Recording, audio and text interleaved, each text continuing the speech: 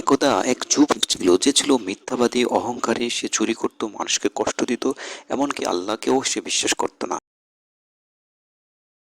সে তার পাপের জন্য অনুতপ্ত হলো। তার চোখ দিয়ে পানি গড়িয়ে পড়ল। সে দু হাত তুলে আল্লাহর কাছে বলল, হে আল্লাহ, আমি তো ক্ষমার অযোগ্য, আমাকে কি ক্ষমা করা যাবে? তুমি যদি আমাকে ক্ষমা না করো, আমি কার কাছে যাব?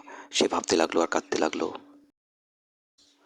আল্লাহর দয়া এত বেশি যে কারো গুনাহ যদি সাগরের পানির সমপরিমাণ হয়, তাও আল্লাহ ক্ষমা করে দিতে পারেন।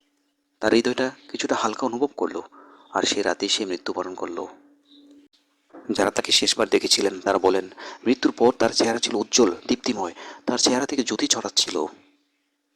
এক বুজুর্গ বলেন, এক মুহূর্তের অনুশোচনা হাজার বছরের পাপকেও ধুয়ে মুছে সাফ করে দিতে পারে। আর তওবার দরজা মৃত্যুর পূর্ব পর্যন্ত খোলা থাকে। ভিডিওটি সবার কাছে শেয়ার করে দিন।